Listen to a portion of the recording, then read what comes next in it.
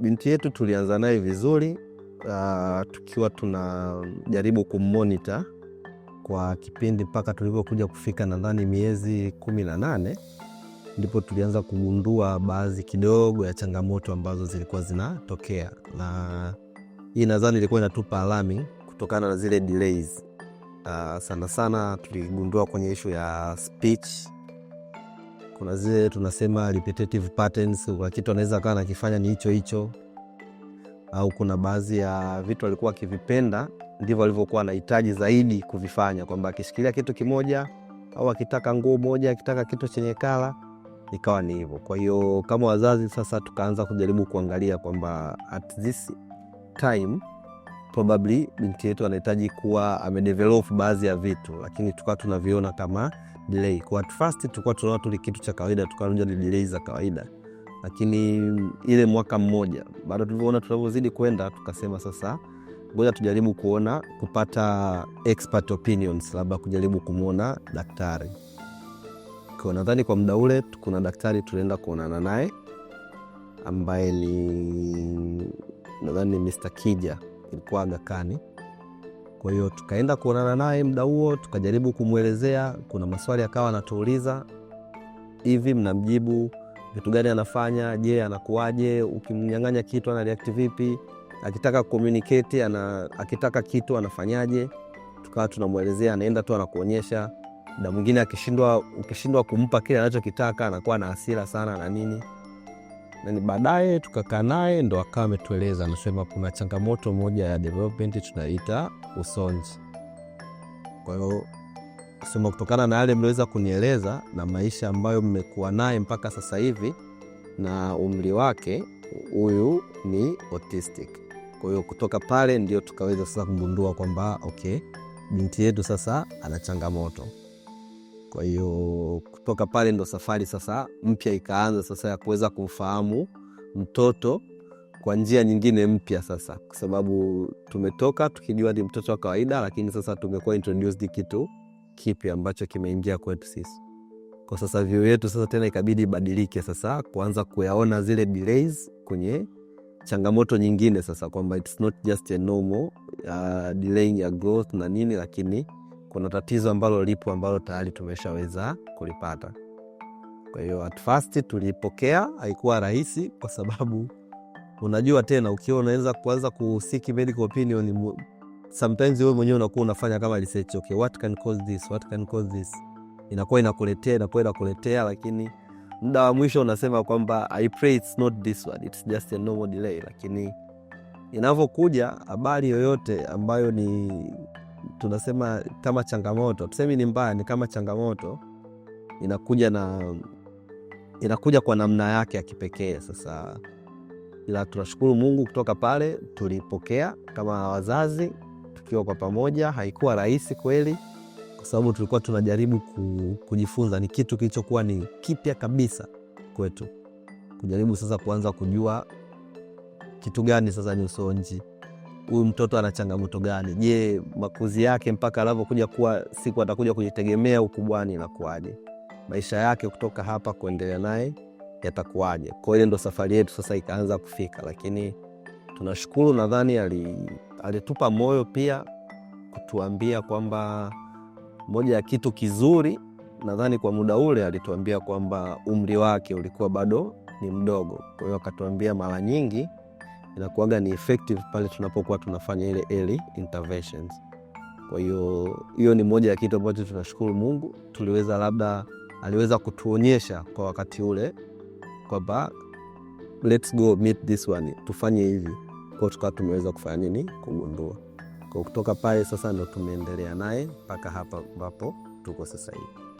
Nadhani mimi kama mama nitarudi nyuma kidogo kabla ya ile taarifa. Kama mtoto alikuwa na kama mwaka 1.5 at kipindi hicho. Kwa hiyo nilikuwa nasafiri naye. Hapo nilikuwa sijui chochote, najua tu ni mtoto wa kawaida. Kwa nilikuwa nasafiri naenda nyumbani tu kusalimia. Tumekaa airport. Aisee, pale ndo nikaanza kuona hapa kuna kitu hakiko sawa. Mtoto hakai, hatuli, anazunguka airport nzima. na bad enough ndege ikawa delayed. Masaa 4 yote pale, expectation ya mzazi yote unajua kwamba baada ya lisaa mtoto atachoka, atalala. Ila 5 hours straight ni tunazunguka, tunaenda tunarudi, hatuchoki. Lakini kabla ya hapo pia, of course, tulikuwa tukikaa naye humu ndani, tulikuwa tukiangalia TV. Kama tumekaa hapa tuangalia TV, sauti ikiwa kubwa kidogo, atatoka mbio, anakuja kujificha chini ya meza. Meza hii anakuja kuchini, anajificha chini ya meza, anaziba masikio, aweza hata akapiga kelele. Ila tulikuwa atumuelewe, tukasema labda kwa sababu TV sauti labda iko juu sana. Ila ikitokea tu kitu akiangalia, hata kitu akiona hakielewi, anaweza akatoka akaja akajificha chini ya makochi. Sana sana alikuwa anapenda kujificha nyuma kule. Anaweza akafika nyuma na pazia akajificha kule. Kingine pia tukanotice pia kwenye kutembea. Mwaka mmoja na nusu mtoto anatakuwa anatembea vizuri tu, lakini alikuwa na tiptoe. Anaweza akakaa hapo akatana round, akazunguka na hachoki. Sasa tulivyokuwa pia airport, au mimi nilivyokuwa naye airport, zile signs naona zikawa zinaendelea. Of course nilichoka, nilikuwa sijui ni nini kinachotokea. Kama mzazi yoyote nika breakdown, sawa, ni kawaida. 5 hours mtoto achoki, mshazunguka, halali. Kila kitu unachompa hataki. Hapo tusha watch cartoons zote, lakini hataki. Eventually baadaye tukafanya naye ndege, naye haikuwa rahisi. Kusema kweli haikuwa rahisi kumcontain, kumshika, kumfanya kae sehemu moja. Ni safari ya 45 minutes au 1 hour na 45 minutes, lakini ile safari naona ilikuwa ndefu sana. Hata tulipofika I think Mwanza, size nyingine ilikuwa kwenye kucheza na watoto wenzake. Ilikuwa tukana watoto wenzake, yeye hataki. Ataenda atatafuta kona yake, atachukua vile vitu, lakini atakaa kona yake, ataanza kucheza. Au akisikia kelele anakuja tu anaziba masikio, anakwambia yani hawezi, anaanza kulia. Changamoto nyingine tulianza kunotice kwenye ulaji pia. Ulikuwa ukimpa chakula pia kutafuna, ilikuwa pia ni shida. Anaweka chakula mdomoni muda mrefu sana. Kwa sababu kwamba meno hana au nini, lakini ile process tu ya kutafuna kile chakula ilikuwa pia ni shida. Kwa hapo pia tukaanza ile kupay close attention, tunasema kupay close attention. Labda hapa kunaweza kukawa na 1, 2, 3. Kwa hiyo wakati niko Mwanza nikawasiliana na mwenzangu. Kuna daktari kwanza tulimuona wakati uko Mwanza kabla sijarudi Dar na kumuona daktari mwingine. Kwa hiyo kuna checklist fulani vile alituandikia. Hapo at that time tuko mwaka 1 na nusu, tunaenda hivi mpaka 6-7 hivi tukiextend huko. Kwa akasema mwekeni checklist, afu anzeni kumuobserve. Sasa kabla hatujafika sasa kwenye kurule out hii ni usonji. Kwa tukaspend kama miezi 3 ile kuongea na hata kusema mpelekeni shule huyo, ataongea, mchanganyeni na wenzake. Lakini kila tukipeleka shule saa 5 kasharudishwa. Ukipeleka shule asubuhi, tukatuna shule nyingine karibu hapo. Ukipeleka shule, ikifika saa 6 mwalimu anawapigia, anasema no, huyu mtoto hatuwezi kukaa naye. Walimu pia nao walikuwa hawamuelewi. Tukapata incident pia nyingine hapo. Of course baadaye ndo tukasema okay, kama shuleni anaenda miezi 3 ishapita, mtoto bado haongei, hapo tayari tunaenda tunafika miaka 2 sasa. Ndo tulikuwa tunaenda kwenye miezi, tulianza mwaka 1 na kama miezi 6. Ndo kama ndo miezi 9 sasa. Miezi 9 sasa. Tunaweza kukaribia miaka 2. Kwa hapo unajua social yetu tunaongea labda ukipeleka shule au mchapi mtoto unanikeza sana. Lakini akasema kama shule anaenda lakini bado hatuongei, then tatizo sio shule. Tukachanganya na watoto wengine, ndugu, jamaa, nini, ukimweka hataki kukaa. Tena sio hataki, hawezi. Yaani anakuja kabisa analia kama vile unamtocha. Kingine kwenye kuvaa viatu pia alikuwa hataki kuvaa viatu. Mkivalisha viatu, mkivalisha nini, yeye hataki. Kutembea tukaa tuna tiptoe. Anaweza akaja akaanza kulia.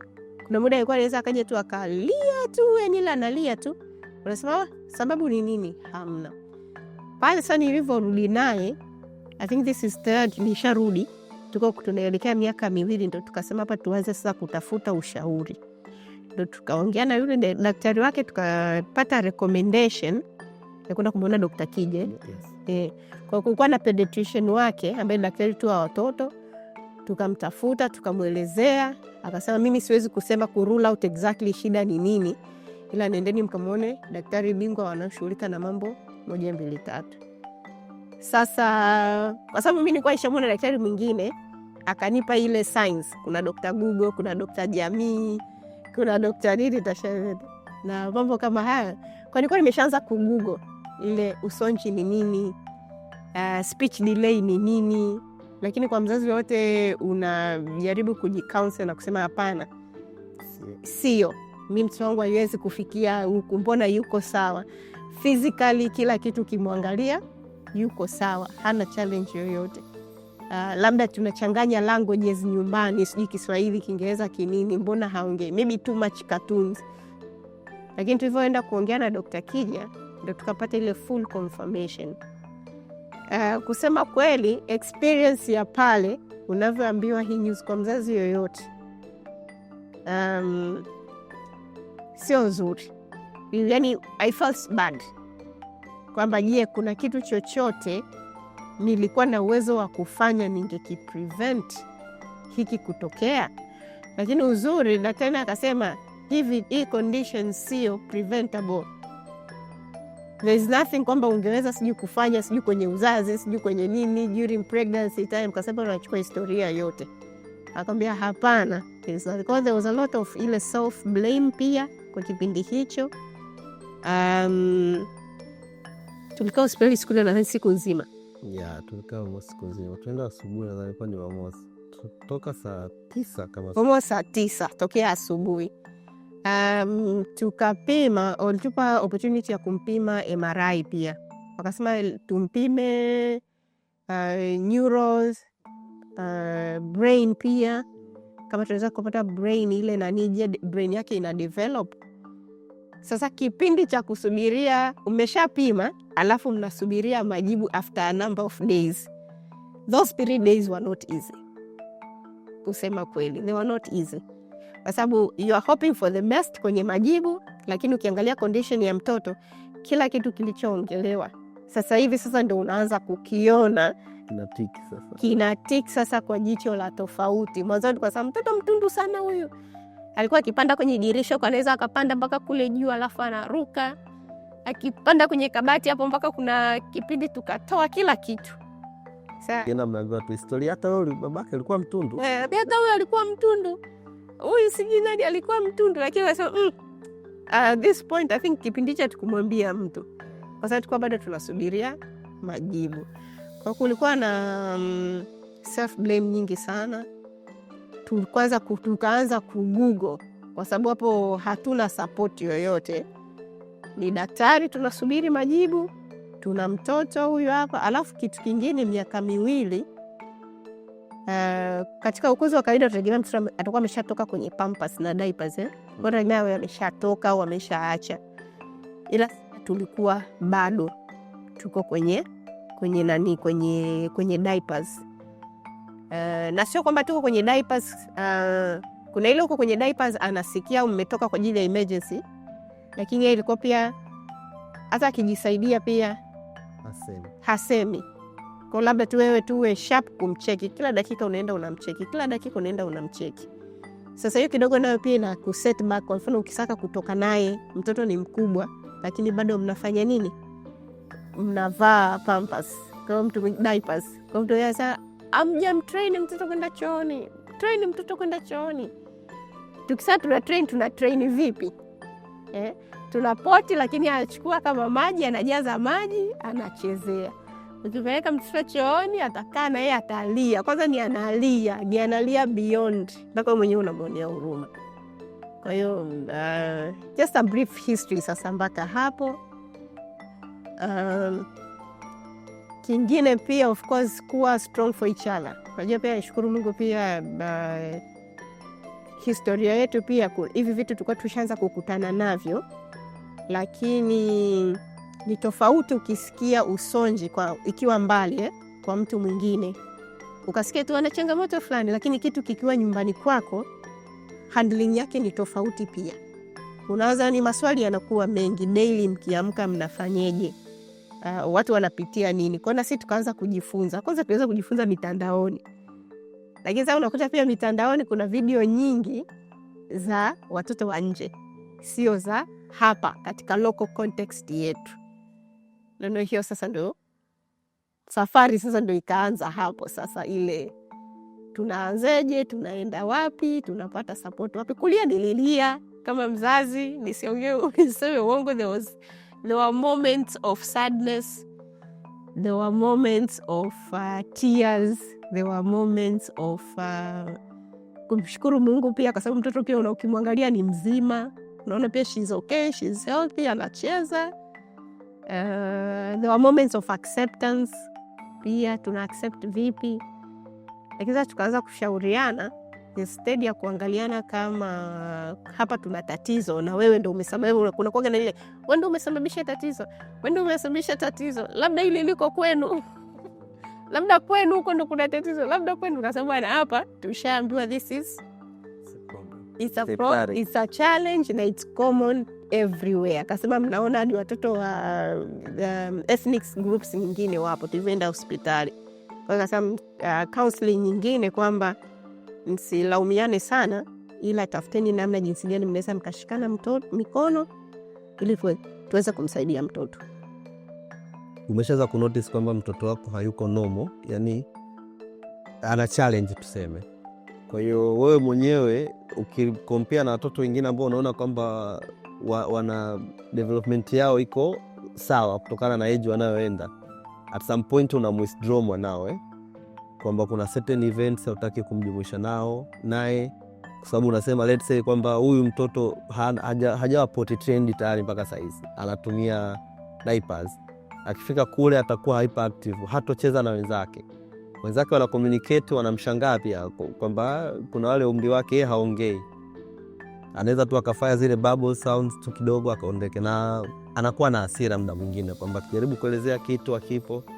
Kwa alianza kwa sisi sasa wenyewe kwanza, unajua nadhani ile kwa ile moment sasa ya kuanza kuaccept. Unajua kushapewa challenge, kuaccept moja kwa moja pia inakuwa ni sio rahisi hivyo. Kwa tukawa tunajaribu sasa kuangalia option gani tunaweza tukaenda nayo. Kwa kwanza nadhani reaction yetu ya kwanza tulimwithdraw kwanza kwenye ile society ya watu waliokuwa tunaenda nao, tukajaribu kumlimit. Of course it was not until tulivyokuja kuelezwa kwamba moja ya kumsaidia ni sio kumtoa, lakini muda ule sisi tukajaribu kumlimit. Muda ule tulikuwa sasa tunajaribu kuhangaika pia kujaribu kutafuta solution ni ipi. Kwa hiyo we kept it kwanza sisi wenyewe, hatukuwa tumeshirikisha watu wengine.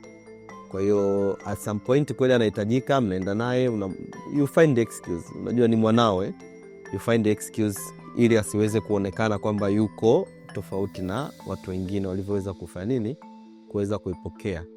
Lakini unapoelezwa kutokana na hiyo challenge, nadhani kama mzazi kuna ile jicho ambalo kila mtoto anaanza sasa kumwangalia kwenye ile taswira kwamba ukimwona anaanza ana behave kama mwanao kidogo, anaanza kuona okay.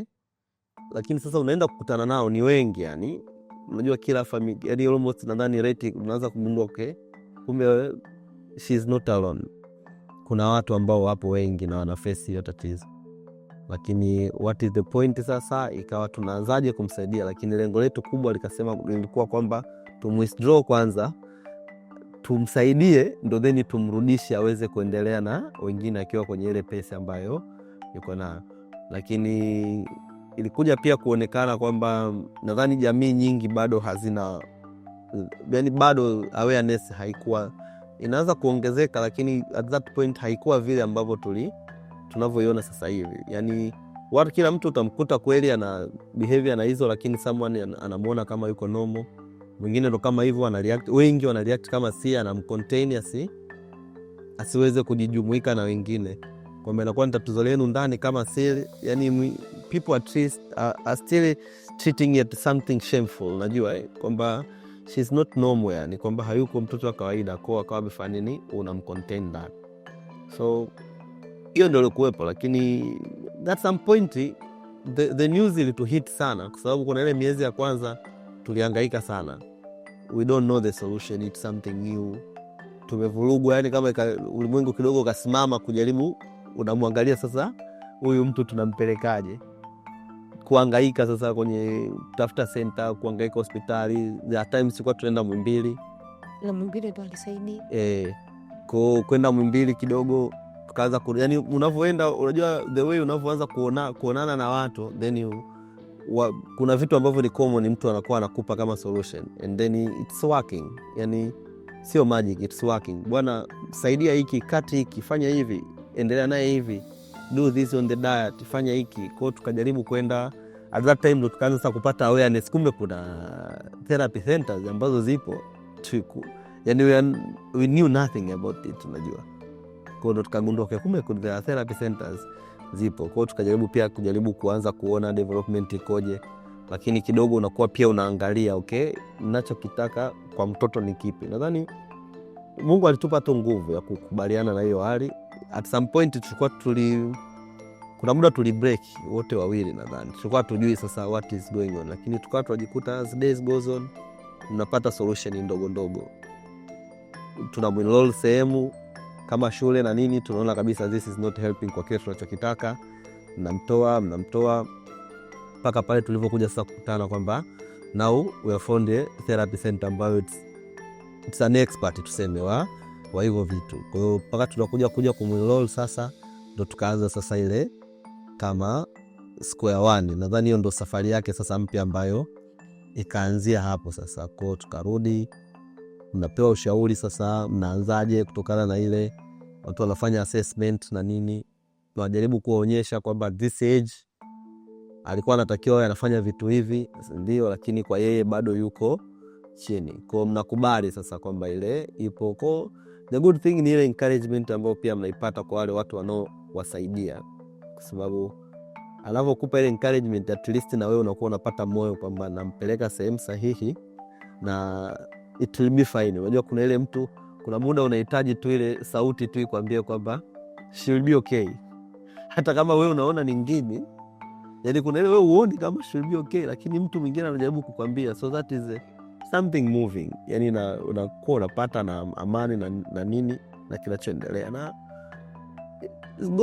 it's by God's grace too. Kuna sehemu ambayo unampeleka mtu and you feel it safe, yani you feel kwamba okay, this is a destination, kutokana na kule tulikuwa hangaika na nini. So that is somewhere ambao tuenda tukaipata kuanza kumroll kwa ile safari yake.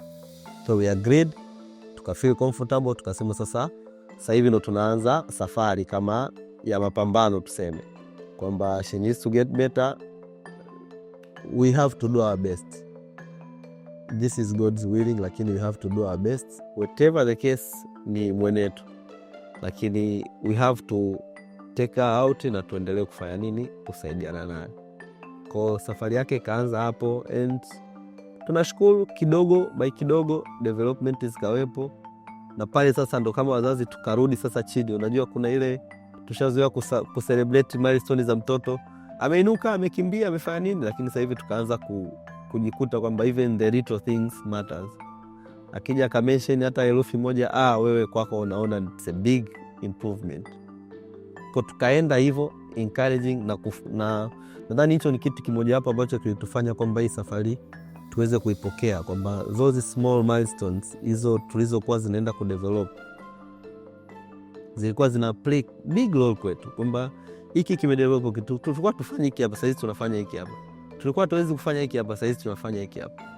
Hata ile physical well-being ya mtoto naiona, anakuwa pia ana furaha kwamba at least labda somewhere anaanza kueleweka, anaanza kucommunicate na watu, au anaanza kuwa kwenye mazingira ambayo hata hawa noish nao wananielewa, kwa sababu muda mwingine ilikuwa ni chaos ile, anataka kitu uelewi, ana misbehave au anakuwa na zile tantrum, wewe unavurugika kabisa, kwa sababu umuelewi, unajua tu ni mtoto anasumbua au ni nini hiki. Lakini throughout the stage nadhani tumeenda tukielewa, na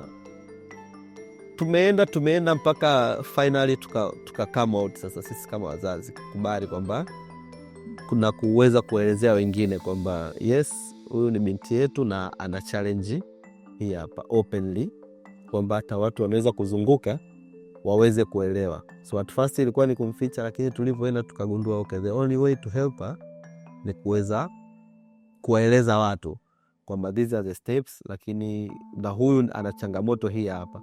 Kwa ukiwaeleza watu sasa, unajaribu pia kuwaeleza zile characteristics zake, vitu gani anapenda, vitu gani anachukia. Mtamuona ana behave hivi lakini it's normal, utamuona anafanya hivi but it's normal, usishangae. Kwetu sisi it's normal, kwa yeye ni it's normal, anaenda hivi anaenda hivi. Kwa little by little pia it helps, kwa sababu pia watu wanaanza kuelewa kwamba okay, kumbe ni mtundu sio kwa sababu anapenda, ni kwa sababu hii. Kumbe muda mwingine kelele isizidi kwa sababu yeye anareact hivi, hiki kisizidishe sana kwa sababu anaenda hivi. Baadhi ya vyakula, nadhani one of the big milestone ambao pia ilisaidia, nadhani tulipewa a very good diet ambayo it was paying, kwa sababu unaiona kabisa kwamba the fact alivyokuwa anakula, ukiintroduce hivyo vitu, she becomes a completely different person tena. Lakini tulivyokuja kuvikata, sasa hivi unaintroduce vile vitu kidogo kidogo, and then you're finding something is okay, kwa sababu ndio unarudi. Lakini that was a first thing ambayo tulikuwa nayo, nadhani it plays a big part kuweza kumsaidia kwenye ile development yake mpaka ipo. Kwa sasa hivi tunafurahi, yani kwamba you can happily leave her kwenda sehemu. Haikuwa hivyo, kwa sababu ilikuwa ni muda wote, hawezi kutoka ndani bila mimi kuwepo au mama yake kuwepo. Kwa maana ile physical huwezi kumwacha hata kwa ndugu ile. Lazima muda wote wewe macho yako kwake. Anafanya nini, ana react na nini. So from there nadhani Mungu amekuwa anatusaidia. Tumekuwa tuna develop mpaka hapa tulipo. We are grateful kwamba tumeweza kupiga step ambayo inaweza ikaonekana ndogo kwa watu wengine, lakini kwetu sisi ni achievement ambayo sometimes huwa ile kuna videos tulikuwa tunatumiwa, unajua zile za development. Waga nikikaa ile kifika memory labda ya mwaka, unajua Google inakutumia, kwa hiyo namtumiaga tu mark, unaona where we come from, unaona this is how it was, because kiletea tu zile pop up na mtumia, ndio we can see the changes ambayo ipo mpaka sasa hivi. Na imefika muda ni mpaka umwambie mtu kwamba huyu mtoto ana changamoto, na lazima mconvince tena mtu sasa kwamba kweli ana changamoto, kwa sababu kuna zile meltdown za hapa na pale zinaendelea, but it's us ambao ndo tunaweza tukanotice. Lakini ukimwambia mtu mwingine hawezi akakwambia mtoto ana changamoto. Hata madaktari wote ukifika ukijaribu kumwambia kwenye akubaliki kabisa, no. But ni wewe, kwa sababu umeshaishi naye, ndo unaweza kugundua kwamba okay, hivi ni vitu ambavyo umeenda kutolea. Kwa hiyo one thing ambayo we are grateful ni kwamba tuliaccept na come out kujaribu kupigana na hiyo challenge ili kuweza kumsaidia yeye pamoja na sisi mpaka hapa tulipo. Mimi niongezee kitu kabla tujiendelea. Kwenye safari ya jamii, community na watu wanaotuzunguka, tulivyotoka kufanya zile assessment hospitali, tulipata recommendation kwamba pale saa wakati tunahangaika tunafanya nini, tunampeleka wapi mtoto, tukaambia tumpeleke mtoto Muhimbili. Sawa, kwamba Muhimbili pia wana hizi therapies therapies wanafanya na nini. Sasa ilikuwa occupation ni siku nyingine, speech ni siku nyingine, behavior ni siku nyingine. Kwa hiyo wiki nzima unajikuta uko wapi? Upo hospitali Muhimbili. Hapo sasa, hapo ndo tunaanza katika safari ya kujitafuta. Lakini speech tukaambiwa tuache, it's not sasa hivi bado, na behavior tukaambiwa tu focus sana kwenye occupation. Sasa hapa tujui behavior ni nini, occupational therapy ni nini, wala nani. Of course speech, speech therapy kwa jina tu lilivyo. Ila tulivyoanza kuingia kwenye ile occupational sessions, nakumbuka zile sessions ilikuwa asubuhi, ilikuwa Jumanne. Mnaenda asubuhi lakini mnatoka saa 8, of course kwa sababu ya wingi ya watoto. Ila tulivyokuwa kule ndani, kuna kitu kimoja ambacho sisi pia kilitusaidia sana. Wale therapists wanasema hapa hatujeje kuwafanyia counseling watoto, tunawafanyia counseling wazazi. Nyie ndio caretakers, nyie ndio mnashinda na mtoto. Mkija hapa mkatuachia sisi mtoto, afu nyie mkakaa nje, haitamsaidia mtoto hata kidogo. Kwa sisi kwa tukiingia mle ndani tunajua watakaa watamfanya hivi mtoto no. Mkifika kule mnaanza wazazi sasa ndo tunaanza kufundishwa jinsi ya kukop na mazingira kama haya. Ile pia ilitupa nguvu na ilitupa moyo, kwa sababu tukaona namba moja, hatuko peke yetu. Ile kundi ni kubwa sana la watoto ambao kwa sisi tulikuwa tunaenda asubuhi saa 12. Tulikuwa tunaenda saa 12 asubuhi. Tunakuja kuwa attended. Of course hizo ni changamoto nyingine za kawaida kwa sababu pia watoto ni wengi. Tunakuja kuwa attended by saa 3 saa 4. Mpaka tunakuja kumaliza ule mzunguko, it is almost saa 8 tunarudi nyumbani. Kuna ile changamoto nyingine of course kuomba ruhusa kazini, uwepo pale kwa ajili ya mtoto na nini. Kitu kimoja walituambia na kikatupa sisi matumaini. Wanasema bana, hii safari ya mtoto ni ndefu. Usifikirie kama ni safari ambayo uta click a button tu dakika moja alafu pup mtoto amekaa sawa. Hapana. Kwa ni safari ambayo inahitaji uvumilivu, safari ambayo inahitaji kuongea na watu, safari ambayo inahitaji upate the right group. Kwa upande mwingine huku tunaongea na ndugu jamaa na marafiki. Of course mwingine atakwambia pepo hilo, amkemea, peleka mtoto kanisani. Yani tuko tunapata hiyo sana pia. Peleka mtoto kanisani, labda mtoto amjamuombea. Lakini tukikaa tukimwangalia tunaona hapana. Ili kundi lote lililoko hapa haiwezi kaa wote ni nini? Ni hiyo. Kwa hiyo na sisi mwanzoni tulivyokuwa tunaanza kumficha mtoto, tukasema hapana, hiki tunachofanya sio nini, sio sahihi. Lazima mtoto atoke, awe exposed kwenye mazingira, of course safe mazingira pia, na kuwe na mtu wa kumuangalia. Wakati na sisi huku tunaendelea kujifanya. Kwa hiyo tunawashukuru sana pia ile program tulifanya miezi 3. Ilikuwa tulianza mwezi wa 10, 11 mpaka mwezi wa 12 almost, kama miezi 3. Lakini kila tukienda pale, sisi tunajua tunaenda kufanya nini, lakini no, ni counseling ya wazazi na caretakers ama yoyote pale wanaohudumia watoto au familia ambazo tayari zina hizi changamoto. Kwa hiyo awareness yetu na safari yetu kwa kutufungua akili kusema kweli ilianzia pale, acceptance ilianzia pale, kuanza kuona mwanga pia ilianzia pale. Kwa hiyo hata mtu akija akituambia nye mtoto wenu mbona yuko hivyo, tulikuwa tunapata sana hizo. Mtoto hamumchapi, mtoto mtundu sana. Tunaambia hapana, hivyo ndivyo alivyo. Kikubwa tu ni kuangalia awe tu katika mazingira salama. Akienda kwa ndugu of course au marafiki anaweza akavunja vitu, tukapewa ripoti mtoto wenu leo amevunja, sinaambia please msimchape. Yaani kwa sababu ukimchapa tena na yeye ana withdraw zaidi. Hivi hapana, tunaomba msimchape, ana condition 1 2 3, hiyo condition inahusiana na hivi na hivi. Kuna wengine ambao walikuwa na wenyewe wanataka kujifunza kutoka kwetu. Wanasema hapana, mbona mtoto anaonekana tu yuko vizuri, anawezaje akawa na changamoto kama hiyo? Tena sisi tunaanza kuwaelimisha. Sasa kama situation hiyo sinabidi mumweke mtoto ndani. Nasema hapana, tukimweke ndani mtoto hata benefit chochote. Mazingira ni ya sisi wenyewe na nini, hataweza kupata hile anachostahili. Kwa hiyo hile pale kusema kweli ilitusaidia sana. Tulikuwa tuna marafiki au kwenye jamii ambao tulianza safari pamoja, lakini sisi sasa hivi wakija kimwangalia mtoto huyu na mtoto yule aliyokuwa nyuma kule, wanaona mbona kama mlikuwa mnatudanganya. Sasa huyu mtoto sio. Kaambia hapana, kwa sababu ya ushauri tulikuwa tunapewa. Of course mimi pia ni mama, kwa hiyo kuna support groups za wamama pia, parents with autism zipo. Kuna group nyingine of course spiritual groups pia zipo. Kasema hata kama utakuwa unaomba, ni muhimu pia kuomba, ila pia mpeleke mtoto sehemu anayeweza kupata usaidizi. Na kingine, wewe mwenyewe mzazi accept. Ukiaccept mapema ndivyo mtoto anavyoweza kupata usaidizi mapema. Usiaccept kwa ajili ya aibu wala nini, haina aibu yoyote. Kwa hiyo tulikuwa tukireflect, tukifikiria ile foleni ya pale Muhimbili, tukasema hapana, haiwezekani. It has to be, yani lazima tu kuna kitu ambacho kinasaidia hivi na sio pepo. Tukasema sisi wenyewe tulikuwa tunasema there's no pepo here. Sawa, naongelea hiyo kwa sababu tunakutana nayo kwenye jamii zetu, tunakutana nazo sana sana sana. Ilitupa pia freedom ya kuweza kuambia watu.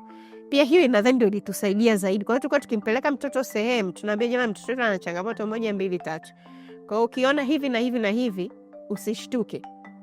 Kama hataki kuoga, labda check temperature ya maji. Sawa, anaweza asiweze kusema maji ni ya moto au maji ni nini, ila check temperature. Alafu kuna ile irritation ya mwili alikuwa anapata pia. Kwa sababu sometimes alikuwa anavua nguo, hataki kuvaa nguo yoyote. Na akasema mkiona kama labda amefika amevua nguo zote, anataka tu abaki hivi hivi, it's okay. Tunatafuta nguo za cotton, unamvalisha, isiwe na ile lebo ya nyuma. Of course lebo tulikuwa tunakata. Mwekee beseni la maji hapo nje, acheze kwenye maji. Ile inamsaidia pia, anafanyaje, anaweza ku calm down. Kwa sasa tukaanza kuona support kubwa pia inaanza kuja ile kwa ajili ya sisi kufunguka. Na tulikuwa kuna center moja tulikuwa tunapeleka, sitataja jina, ila kidogo nayo tuliona pia mbali ile kumpeleka mtoto kwa sababu unampeleka unamrudisha, tukaona pia ni mbali. Of course kulikuwa na mchanganyiko pia ya shule, kuna mchanganyiko pia wa shule hapo, lakini tukaja tena tukapata ushauri mwingine kwamba sasa hivi hahitaji kwenda shule. Shule tutaenda baadaye. Sasa hizi tu focus sana kwenye therapy za mtoto, akiweza kucatch up, akiweza kubehave, yani akiweza kucatch na hizo social skills za kawaida. Kalete kikombe, nasikia njaa. Maki alikuwa akisikia njaa hasemi, anakupeleka tu jikoni alafu anakuonyesha kwamba anataka. Hapo tayari ushafika miaka 2 plus hasemi. Akitaka sijui kitu anakupeleka. Kwa sasa ile nayo kidogo ikaanza, sasa akasema hapana, focusing sana kwenye hizi occupation. Akishaweza kujielewa, kujitambua, then sasa mnaweza mkaanza shule. Kwa kitu kingine ama call out kwa community tunazoishi ni early detection, early detection, ama tuweze kuongea mapema. Tunavyoona changamoto ama unaona mimi mtoto wangu hapa kuna zile milestone delay, tuongee na watu, kwa sababu na sisi tulikuwa tunaongea na watu. Mbona naona hivi hapa? Hata mimi situation nilokutana nayo airport, kuna of course daktari na wenyewe walikuwa wanasafiri wanaenda Mwanza pia. Sasa wakasema mtoto anaweza akawa na changamoto 1 2 3. Pale kwa kusema kweli sikuelewa ni nini. Kwa hiyo nikaanza kuuliza usonji ni nini? Hii kitu ni nini? Haiwezekani mimi mtoto wangu anaweza akawa na hii kitu. Lakini pia akambia hapana, hebu isome vizuri. Hebu nini vizuri. Kwa hiyo tusiwafiche, tuongee mapema. Imetusaidia sana hii safari ya binti yetu kwa sababu pia tulimnotice mapema na tukaweza kutake actions mapema. Kwa hiyo zile moments za grief, zile moments zilikuwa fupi sana. Unaelewa? Kwa hiyo yani it was within a week, utalia, utacheka, utaenda okay, next tunafanyeje? Sisi tunaishi wapi? Tulivyoambiwa hii safari ni ndefu, ikabidi tutafute center ambayo iko karibu. Sawa, kwa tukaanza kuzunguka. Of course Mikocheni, Masaki, wapi kwingine tulienda? Kawe. Tulipata moja Kawe. Kawe. Nyingine of course ni hospital base, purely medical base. Kwa tukapata center moja ambayo iko Tegeta.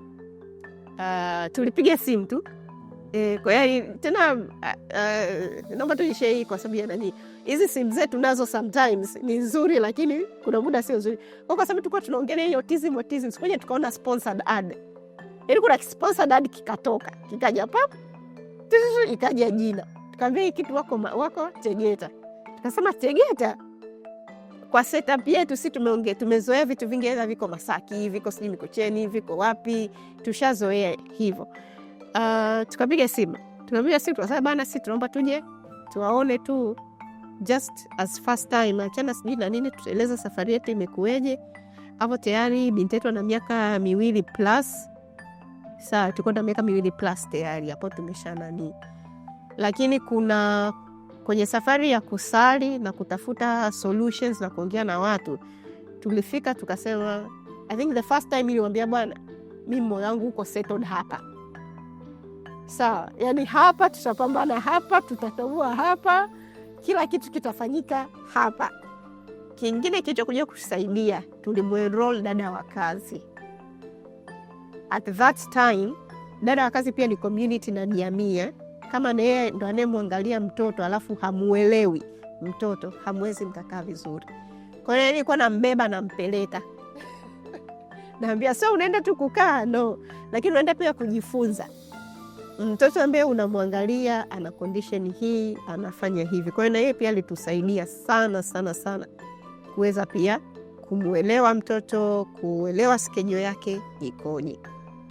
Okay, so I think the best way throughout this journey, it's something engaging. It has to be engaging. Even if you are enrolling your child to a therapy center, you also need to follow up those the environment, kuileta pia nyumbani, kwamba zile advice ambazo unapewa kule jaribu pia kuweza kuzifanya yawe ni maisha ya kawaida, kwa sababu hii jane sio kwamba tu ile kama hospitali unapewa dawa na kupona. Hapana, ni maisha ya kila siku.